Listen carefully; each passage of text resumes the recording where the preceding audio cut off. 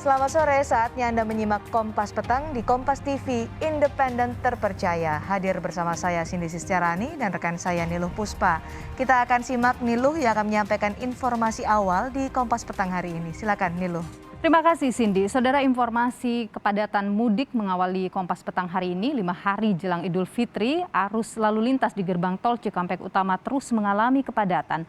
Kepadatan kendaraan ini diprediksi akan berlangsung hingga 2 hari ke depan.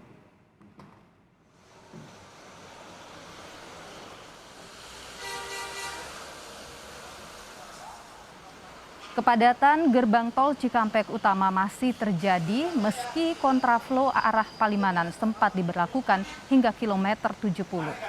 Panjangnya antrean kendaraan ini disebabkan adanya penyempitan jalur di kilometer 72 serta tersendatnya arus keluar masuk rest area kilometer 86.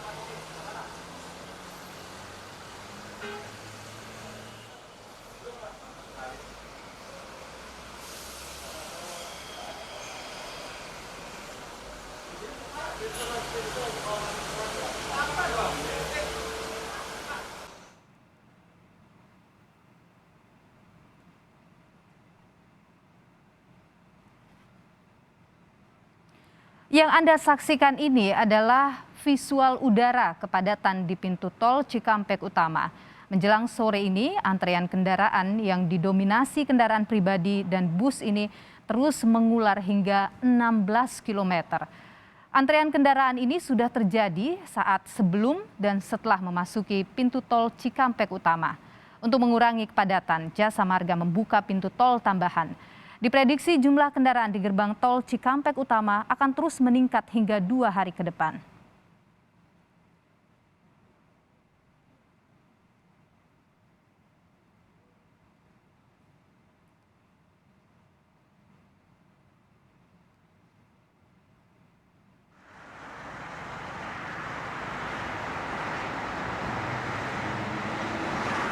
Di tol Jakarta Cikampek, saudara, kepadatan kendaraan terjadi sejak siang hari. Kemacetan terpantau mulai dari kilometer 54 hingga kilometer 66. Untuk mengurai kepadatan, polisi menerapkan rekayasa lalu lintas seperti ganjil genap.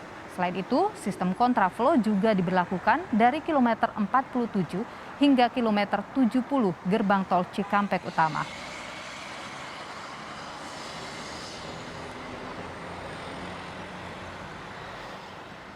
Kita pantau kondisi di Cikampek Utama petang hari ini, saudara, dengan jurnalis Kompas TV ada Triksi Valencia di sana.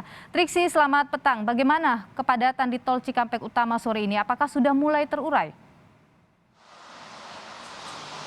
Ya, selamat petang Nilo dan juga saudara. Sudah terurai, sudah lancar saat ini situasinya di arus lalu lintas yang menuju gerbang tol Cikampek Utama.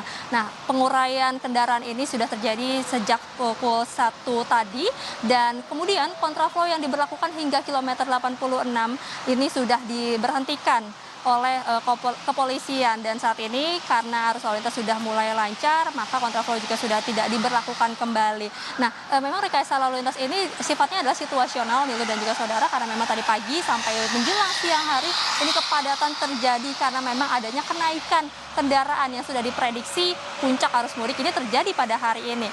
Kalau dari data yang kami terima melalui real time Jasa Marga hingga pukul 2 siang tadi sudah ada 28.000 kendaraan yang melintas di gerbang tol Cikampek Utama, atau kenaikan ini sebesar 148% Niluh dan juga saudara. Jadi inilah tentu yang menjadi perhatian bukan hanya dari polisi tapi juga dari Jasa Marga. Tentu harus ada antisipasi yang dilakukan jika nantinya ada kepadatan kembali terjadi seperti pagi hingga siang tadi. Nah, untuk mengetahui seperti apa sebenarnya antisipasi yang dilakukan, sudah ada bersama saya Pak Heru sebagai Head Korkom Jasa Marga. Pak Heru, saya langsung bertanya, tadi macet panjang, kemudian di sini juga diberlakukan kontraflow. Nah, sebenarnya dari Jasa Marga apa yang dilakukan Pak antisipasinya untuk mencegah kepadatan itu terjadi lagi Pak? Berapa banyak gerbang tol yang gardu tol maksud kami yang dibuka untuk dapat mengoptimalkan kendaraan bertransaksi? Ya. Jadi kalau di Cikampek Utama ini normalnya 15 gardu ya. Nah, tadi pada saat terjadi kepadatan kita buka sampai dengan 22 gardu. Nah, 22 gardu kita masih tambah lagi dengan mobile reader. Ya, mobile reader itu ada 3, kami tambah tadi. Dan juga tadi seperti disampaikan Mbak Valen, ya, kontraflow dari semalam. Dari 47 sampai dengan 70 kan. Nah, kemudian dari pagi dihentikan, terus menjelang siang ada kepadatan yang sampai dengan Cipali, maka diperpanjang kontraflow-nya. Atas diskresi kepolisian ya, ini diskresi kepolisian untuk kontraflow. Diperpanjang awalnya dari 70 ke 86, kemudian diperpanjang dari 65 ke 86. Kemudian di layang MBZ itu juga dilakukan buka tutup karena potensinya kepadatan di layang MBZ itu akibat kendaraan yang turun dari layang MBZ itu di KM48 itu bertemu dengan kendaraan yang existing yang di Jakarta Cikampek bawah. Nah, di situ ada merging.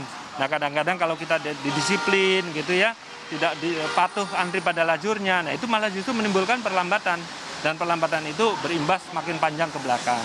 Nah, jadi itu upaya yang kita lakukan tadi. Nah, alhamdulillah sekarang sudah kita bisa lihat bahwa ini sudah relatif lebih lancar ya. Jadi memang kontraflow-nya oleh kepolisian sudah tidak dilakukan lagi. Tapi kita standby terus. Baik Pak, lalu sebenarnya sampai saat ini Jasa Marga ini mengalami kendala apa saja Pak yang ditemukan baik di gardu tol maupun di rest area Pak. Jadi apa yang dari pemantauan sejauh ini Pak?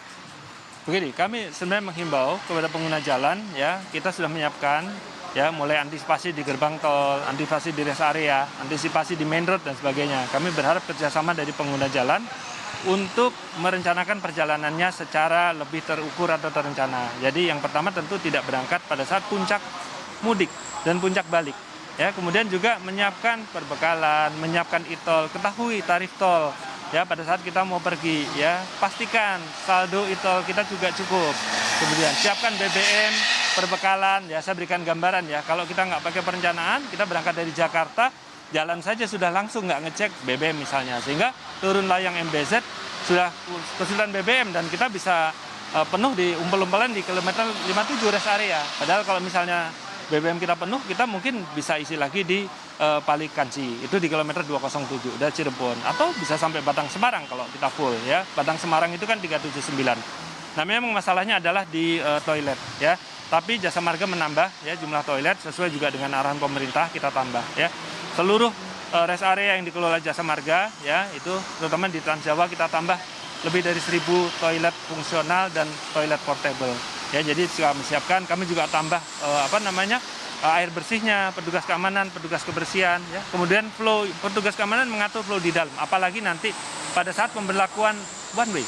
Karena pada saat melakukan one way itu rest area di arah berlawanan itu juga kita operasikan. Jadi 2 rest area. Pak, terkait one way, ini jadwalnya adalah jam 5 nanti akan diberlakukan one way ke arah sampai ke Kali Kangkung, kilometer 414. Nah, dari Jasa Marga sendiri, apa nih Pak yang sudah disiapkan juga untuk bisa mengoptimalkan rekayasa lalu lintas one way ini Pak? Singkat saja Pak. Ya, Mbak Valen, one way merupakan diskresi dari kepolisian. Sudah disosialisasikan jauh-jauh hari ya, nanti jam 5 akan dilakukan ya, sampai dengan jam 24 sampai dengan Kali Kangkung. Nah, kita yang sudah kita lakukan sekarang nih rest area ya sudah mulai kita kosongkan. Kita sudah mulai di 71, 62 ya, 52 rest area yang menuju Jakarta. Kita udah mulai woro-woro. Segera meninggalkan rest area karena sebentar lagi akan diberlakukan one way ya. Kami juga sudah memasang, saat ini kami memasang rambu-rambu di kilometer 47 ya, arah ke timur karena itu nanti menjadi gerbang masuk untuk melakukan one way ya. Jadi itu yang sudah kami lakukan, dan kalau ini sudah artinya nanti di samping itu akses masuk atau gerbang tol masuk yang menuju ke arah Jakarta mulai dari Kali Kangkung ya, Batang Semarang dan seterusnya, Cipali, Cikampek yang ke arah Jakarta pelan-pelan akan kita tutup satu persatu. Nah, begitu ditutup, rest area di cleansing, kemudian nanti polisi akan memperlakukan one way atas diskresi kepolisian ya Mbak ya, kami support saja, ini diskresinya kepolisian. Baik, terus disupport oleh Jasa Marga ya Pak untuk pengamanan arus lalu lintas. Ya Nilu, disediakan juga 30 gardu tol maksimal yang akan dikerahkan untuk pengoptimalan one way di gardu tol Cikampek Utama ini, dan juga ada mobile reader yang akan dikerahkan juga. Tentu saja semua ini dilakukan agar puncak arus mudik yang sudah diprediksi hari ini dan besok juga masih akan terjadi dapat berlangsung dengan aman. Nilu. Triksi Valencia, jurnalis Kompas TV, terima kasih atas informasi Anda.